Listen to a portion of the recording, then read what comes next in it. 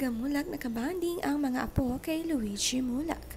Sila nga ay nagyate at isinakay sa jet ski ni Aga ang kanyang mga apo. Sobrang nag-enjoy ang mga apo dahil magaling at safe naman mag-drive si Lolo Aga. Ito nga ang kanilang Valentine's weekend getaway. Sama-sama silang nag-beach vacation.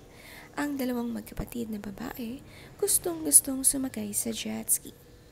Finally nga raw ay nakasama na si Lolo Aga Mulak dito. Kasama din nila ang asawa ni Aga na si Charlene. The best kapag maraming kasama sa beach. At marami din silang activities na nagawa.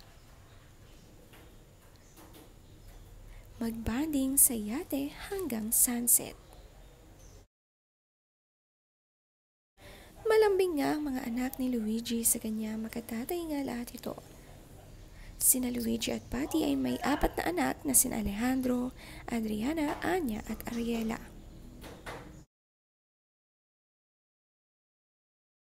Ang mga anak din nila ay sanay mag-volleyball. Ang panganay nilang lalaki na si Alejandro, alagang-alaga ang kanyang mga little sister.